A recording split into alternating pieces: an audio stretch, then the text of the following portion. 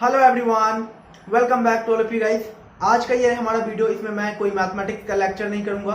आज मैं आप सभी को हेल्प करने जा रहा हूँ जो लोग अभी क्लास 11th में हो या फिर क्लास 12th में हो और आपको आगे जो है यानी कि क्लास 12th की पढ़ाई पास आउट होने के बाद आपको अगर बीएससी करनी है मैथमेटिक्स से या फिर इंजीनियरिंग करनी है जहां पे आपको इंजीनियरिंग मैथमेटिक्स पढ़नी पड़ेगी या फिर आपको हायर स्टडीज करना है लाइक मैथ से आपको पीएचडी करना है, तो इस सब के लिए आपको 11th 12th की कौन कौन से चैप्टर को अभी से बहुत ही अच्छे तरीके से पढ़ना चाहिए, कैसे कैसे चैप्टर्स आपको अभी से पढ़ लेना चाहिए जिससे कि आपका बेसिक एकदम स्ट्रांग हो जाए और आगे आपको कोई भी दिक्कत नहीं होगा। तो चलिए इस वीडियो को स्टार्ट करते हैं। मैं आपको बहुत ही अच्छे तरीके से बताऊंगा कि क्या आपको अभी बहुत ही अच्छे तरीके से पढ़ना चाहिए जिससे कि आपको आगे आने वाले टाइम में बिल्कुल भी दिक्कत नहीं होगा मैथमेटिक्स पढ़ने में।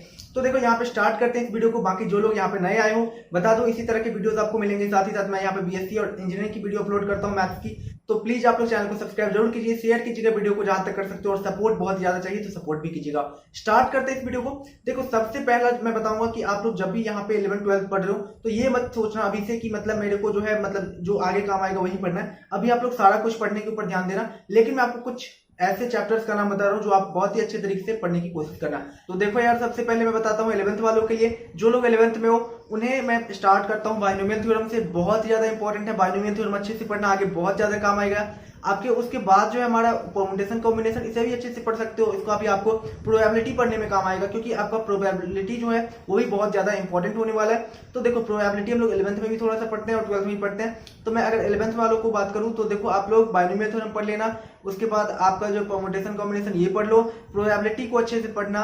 अब बात करूं यहाँ पे एक और चैप्टर आता है हमारा जो बहुत ज्यादा यूनिट में बात करूं, चैप्टर नहीं कह सकते उसे, वो हमारा है कोनिक सेक्शन यानी कि हाइपरबोला, पैराबोला, एलिप्स। उसके बाद आपको स्ट्रेट लाइन भी पढ़ना है और साथ ही साथ आपको यहाँ पे सर्कल भी पढ़ना है। ये सब कुछ अगर आप लोग 11th में अच्छे से पढ़ोगे ना तो मैं गारंटी देता हूँ आपको आगे आने वाले टाइम में जब आप लोग हायर स्टडीज करोगे मैथमेटिक्स से तो आपको ज्यादा दिक्कत नहीं होने वाला है, आप लोग का बेसिक स्ट्रांग रहेगा।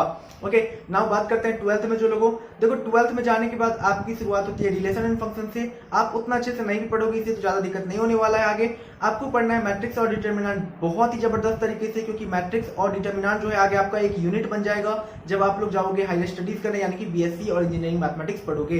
तो आपको मैट्रिक्स और डिटर्मिनेंट को बहुत ही जबरदस्त तरीके से पढ़ना है यहाँ पे अभी।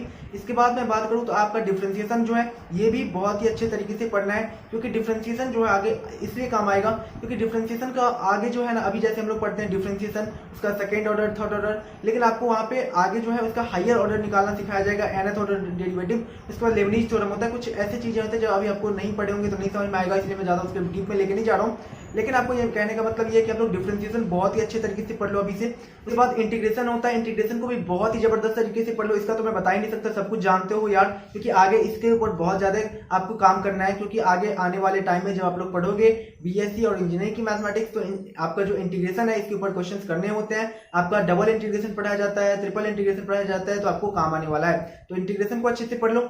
इसके बाद एक चैप्टर जो बहुत ही छोटा सा होता है 12th में, डिफरेंशियल इक्वेशन। तो ये आपका आगे जो है ना एक यूनिट बन जाएगा। डिफरेंशियल इक्वेशन एक तरह से बुक ही है इसका एक तो आपको डिफरेंशियल इक्वेशन जो आपको जबरदस्त तरीके से पढ़ाई करनी है अभी, क्योंकि डिफरेंशियल इक्वेशन आपका बहुत बहुत ज्यादा इंपॉर्टेंट है। अब इसके बाद जो आते हैं हम लोग बात करते हैं वेक्टर की, तो वेक्टर भी आपका बहुत ज्यादा इंपॉर्टेंट है। वेक्टर आपको जो है वेक्टर इंटीग्रेशन होता है वो भी आपको करना होता है कि यानी कि वेक्टर वाले फंक्शन का आपको इंटीग्रेशन सिखाया जाएगा, तो वेक्टर का भी एक यूनिट बन जाता है। तो वेक्टर को भी अच्छे से पढ़ लो, 3D को अच्छे से पढ़ो, ये सब कुछ पढ़ना है। उसका प्रोबेबिलिटी आपको 12th में भी होता है, तो मैं बताऊंगा कि आप लोग प्रोबेबिलिटी को भी अच्छे से पढ़ लो।